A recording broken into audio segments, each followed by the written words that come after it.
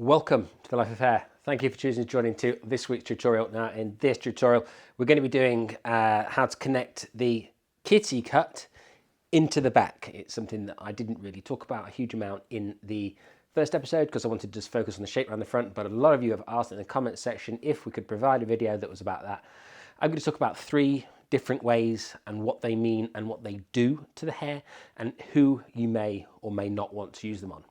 Some people in the comment section mentioned they had curly hair, and I said this isn't the ideal haircut for very curly hair textures, but if you've got very curly hair textures, there are alternatives to this shape for you, but it requires just leaving the hair a little bit longer.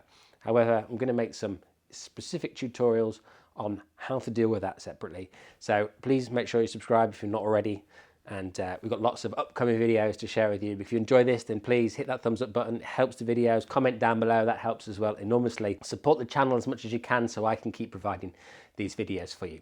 Now, let's jump into today's technique. There's going to be a couple of things that we need to think about as well when we're talking about connecting the back to the front. So I'm going to talk you through them a little bit, and then I'm going to go through some of how you might go about cutting them on the head. So first thing we want to kind of think about when we're cutting hair specifically is how much hair does the client have?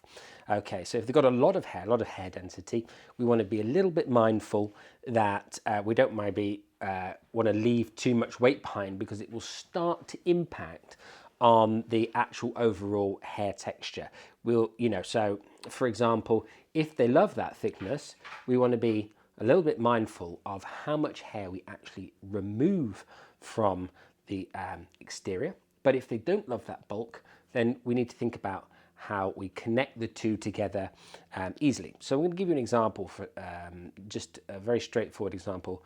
What we're going to do is, first of all, we're going to look at one way of connecting it would leave the most amount of weight.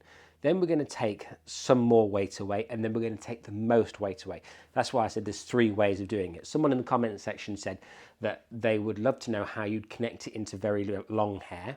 So that's going to be kind of the first technique as well. So it's very long and you don't want to lose the density or the length. The first one will cover that. The second one will be if we want to thin the hair down a little bit. And the third one will want to take the most weight away. So if your hair's a bit wavy, a bit curly, and you want more texture in the hair and you want to create bigger curls and waves in the hair, then the last technique is going to be the one. So what we're going to do is we're going to split that into 3 separate videos, because each one I think is actually very, very important, and I don't want to skim over the top. So this is why it's going to be very, very important to subscribe so that and hit the bell notification if you want to see those 3 videos, because I'm going to keep them shorter. I don't want the tutorials to run into 15-20 minutes long, because I know how difficult it can be to concentrate for that amount of time and absorb the information as well. So I'd rather you be able to chunk it out into individual pieces. Right, let's get on with technique number 1. So as I mentioned, we're going to talk about this technique that's going to be able to connect in the hair from the front to the back, and retain as much length as humanly possible, in fact all of the length, and as much weight as possible. So we're going to split the head now slightly forward of where we took the hair from before. So we've kind of come forward just about 1 centimetre. We're just in front of the highest point of the head, and we're kind of at the top of the ear. And then what we're going to do is just repeat that on the other opposite side, just like so. So we've got it straight down the head. First thing we're going to then do is we're going to split the hair, and I'll show you while I do it. We're going to split the hair just straight down the centre back, like so. So we've got a vertical section running down the head like that. Now if you're a right-hander, you're going to want to stand on the right-hand side of your client, and if you're a left-hander, you're going to want to stand on the left-hand side of your client. I'm going to move this around so you can see it clearly. We're going to come in, we're going to pick up the hair like that. And then when we elevate it straight up, as I mentioned in the previous video, you'll have a short piece of hair that you'll be able to see. Hopefully you can see that clearly from there.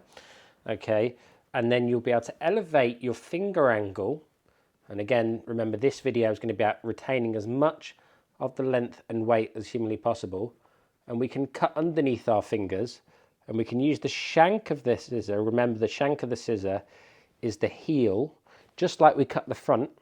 And we're going to cut the hair from what is shorter here, and then it's going to progressively get longer in the center, and then you're going to have shorter hair at the back. And that is because obviously we're retaining a lot of the length in this section, okay, because we're cutting up towards the ceiling, we can see our section travelling up. This hair is actually the perimeter, so it's going to go all the way down. You're not going to be able to see it from there, so I'm going to have to... So you can see this hair, our longest point, is actually all the way down to the perimeter. So we've taken no hair away from the actual length at the bottom. So that is going to be the best way to do this and retain as much hair as possible. You can do that even more exaggerated if the hair's even longer than this, okay, but for this particular instance, that's as long as the hair is. Now that's going to leave the maximum amount of weight in the perimeter, and so therefore this won't be thin and wispy if the hair's fine. So this is great for fine hair textures, great for very long hair, and great for people that want to retain the weight into the overall perimeter.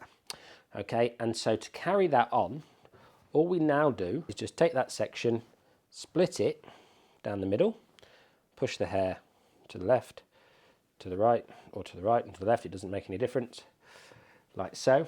And then what we can do is take a section that runs vertically down the head from the highest point here, or just in front of the highest point, like that down, okay. That's going to incorporate some of our previous guide from the haircut before, right here, and we've got a clear guideline now, and this is how to do it if you want to cut over your fingers. For those of you who are less confident about cutting underneath your fingers, just gently remove the hair working up to that longest point, okay. So you can just gently use the heel of the scissors just to chisel away that hair, and that will slim down bulk a little bit, but again, we're retaining the maximum amount of thickness in this area through the back, so that's something to bear in mind. Okay, if the client's got very thick hair, it's fairly it's not that often I would use this particular technique if the client had very thick hair, but obviously if they wanted it to feel very thick, then I would use it. But it is one of those particular instances where the choice is down to the suitability of the client. There's not a wrong or a right option. It's just about doing that consultation in the beginning, making sure you get exactly what they want out of it, so that you can kind of ensure that you use the right technique for the right client. We're bringing it up. We've got our guideline from our shortest point. I like to go underneath because I find I can kind of glide through the hair better this way. As I say, you can go over the top, and I'll do that again for you so you can see it. Find that guideline right there. So when you go over the top of your fingers, you've got to be a little bit mindful, and you can drop the section because you've got it held tight. I can see my guide, this hasn't moved, right? We're going to come in, and we've just got to be careful that we scoop up towards the longest lengths, and not kind of club cut straight across, because you'll take out too much of the weight. This is the result of using the concave layer. I've just blow dried it, and you can see that it's still quite full and thick through the perimeter. So what we're going to do now is we're going to do a square layer in the next video, linked in the description down below. That's going to take more weight away from in here. We're going to style it slightly differently so you can kind of see that effect. And then, but you know, this for all intensive purposes is ideal for anybody that's got very, very long hair or very, very fine hair, and you want to retain the weight in there, as I've mentioned previously several times. But the kitty cut shape that's in the front remains unaffected by this particular addition to the back. So remember, if you want to see the second adaptation of this, just head down to the description down below, and then that will be linked there, and you'll be able to see how we can evolve this for a different hair texture.